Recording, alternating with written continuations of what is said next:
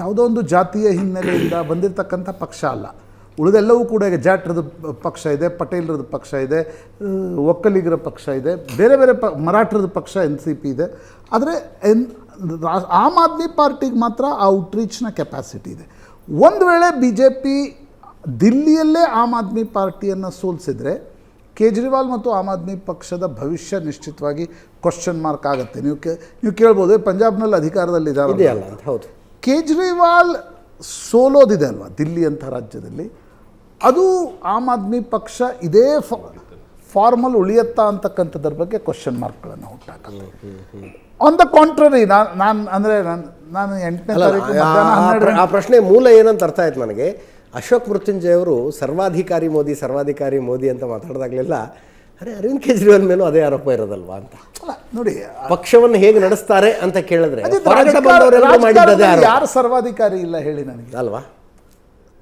ಯಾರೋ ಕೆಲವರು ಅಟಲ್ ಬಿಹಾರಿ ವಾಜಪೇಯಿ, ರಾಮಕೃಷ್ಣ ಹೆಗಡೆ, JH ಪಟೇಲ್ರ ಥರದವ್ರು ಕೆಲವ್ರು ಬಿಟ್ಟರೆ ನೀವು ಪಿನರಾಯಿ ವಿಜಯನ್ ಯಾರು, MK ಸ್ಟಾಲಿನ್ ಯಾರು, ಜಗನ್ಮೋಹನ್ ರೆಡ್ಡಿ ಯಾರು, KCR ಚಂದ್ರಶೇಖರ್ ರಾವ್ ಯಾರಿದ್ರು? ನೀವು ಕರ್ನಾಟಕ ಬಿಡಿ, ನಾನು ಕರ್ನಾಟಕದ ತೆಗೆದುಕೊಳ್ಳಲ್ಲ. ಮಹಾರಾಷ್ಟ್ರದಲ್ಲಿ ಶರದ್ ಪವಾರ್ ಅಣತಿಯಂತೆ NCP ನಡೀತಾ ಇರಲಿಲ್ವಾ? ಇವತ್ತು ಫಡ್ನವೀಸ್ ಹೇಳಿದಂತೆ ಮಹಾರಾಷ್ಟ್ರದ BJP ನಡೀತಾ ಇರಲಿಲ್ಲ? ನರೇಂದ್ರ ಮೋದಿ, ಅಮಿತ್ ಶಾ ಹೇಳಿದಂತೆ ಗುಜರಾತ್ನ ಕಾಂಗ್ರೆಸ್ ನಡೀತಾ ಇರಲಿಲ್ವಾ? ಉತ್ತರ ಪ್ರದೇಶದಲ್ಲಿ ಮಾಯಾವತಿ ಏನಾಗಿದ್ದರು, ಮುಲಾಯಂ ಸಿಂಗ್ ಯಾದವ್ ಏನಾಗಿದ್ದರು? ಇವತ್ತು ಯೋಗಿ ಆದಿತ್ಯನಾಥ್ನಲ್ಲಿ ಪವರ್ ಕಾನ್ಸಂಟ್ರೇಷನ್ ಇಲ್ವಾ? ಬಿಹಾರದಲ್ಲಿ ಲಾಲು ಪ್ರಸಾದ್ ಯಾದವ್, ನಿತೀಶ್ ಕುಮಾರ್, ಇಲ್ಲಿ ಅರವಿಂದ್ ಕೇಜ್ರಿವಾಲ್ ತೆಗೆದುಕೊಳ್ಳಿ, ಅಲ್ಲಿ ಪ್ರಕಾಶ್ ಸಿಂಗ್ ಬಾದಲ್ ತೆಗೆದುಕೊಳ್ಳಿ. ನೀವು ನವೀನ್ ಪಟ್ನಾಯಕ್ ಏನಾಗಿದ್ದರು, ಮಮತಾ ಬ್ಯಾನರ್ಜಿ ಏನಾಗಿದ್ದಾರೆ, ತರುಣ್ ಗೊಗೊಯ್ ಏನಾಗಿದ್ದರು, ಇವತ್ತು ಹೇಮಂತ್ ಬಿಸ್ವಾ ಶರ್ಮಾ ಆಸಾಮ್ನಲ್ಲಿ ಹೇಗೆ ಪಾರ್ಟಿಯನ್ನು ನಡೆಸ್ತಾ ಇದ್ದಾರೆ.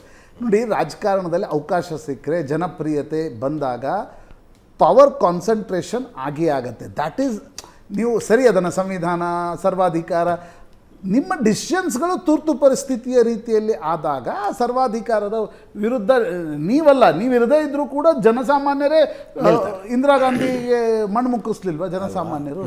ಆ ಪ್ರಶ್ನೆ ಬೇರೆ. ಆದರೆ ನನಗನ್ಸುತ್ತೆ Ajit, I will complete it with, ಒಂದು ವೇಳೆ ಆಮ್ ಆದ್ಮಿ ಪಕ್ಷ ಗೆದ್ದರೆ, ಯಾಕಂದ್ರೆ ನಾನು 8ನೇ ತಾರೀಕು ಮಧ್ಯಾಹ್ನ 12 ಗಂಟೆವರೆಗೆ ಇದಮಿತ್ತಮ್ ಅನ್ನುವ ಹೇಳುವ ಸ್ಥಿತಿಯಲ್ಲಿ ಇಲ್ಲ. ನನಗನ್ಸತ್ತೆ, ನಾನಂತರೂ ಇಲ್ಲ. ಈ ಸಂಖ್ಯೆಗಳನ್ನೇನು ತೋರಿಸಿದ್ವಿ, ಇನ್ನೊಬ್ಬರು ಕೊಟ್ಟಿರೋ ಸಂಖ್ಯೆಗಳ. ಆಮೇಲೆ ಅವ್ರು ಹೆಂಗೆ ಸರ್ವೆ ಮಾಡಿದ್ದಾರೆ ಅದನ್ನು ನಾನು ಇಲ್ಲಿ ಕೂತ್ಕೊಂಡು ವಾಚ್ ಮಾಡಲ್ಲ. ಅವ್ರು ಎಷ್ಟು ಸ್ಯಾಂಪಲ್ ಸೈಜ್ ತೆಗೆದುಕೊಂಡಿದ್ದಾರೆ, ವೇರಿಯೇಬಲ್ಸ್ ಎಷ್ಟು ಉಪಯೋಗಿಸಿದ್ದಾರೆ. ಮತ್ತು ದಿಲ್ಲಿ ಜಾತಿ ಚುನಾವಣೆ ಅಲ್ಲ. ಇಲ್ಲಿ ನೀವು ಕೂತ್ಕೊಂಡು ಹೇಳ್ಬಿಡ್ಬೋದು, ಒಕ್ಕಲಿಗರು ಹಿಂಗೆ ಹೋಗ್ತಾರೆ, ಲಿಂಗಾಯತರು ಹಂಗೆ ಹೋಗ್ತಾರೆ, ಕುರುಬರು ಹಂಗೆ ಹೋಗ್ತಾರೆ, ಮುಸ್ಲಿಮರು ಹಿಂಗೆ ಹೋಗ್ತಾರೆ ಅಂತ. ಜಾತಿ ಚುನಾವಣೆ ಅಲ್ಲ ಅದಲ್ಲ. ಆ ಕಾರಣದಿಂದ ಅದನ್ನು ನಾನು ವಾಚ್ ಮಾಡಲ್ಲ. ಆದರೆ ಆಮ್ ಆದ್ಮಿ ಪಕ್ಷ ಗೆದ್ದರೆ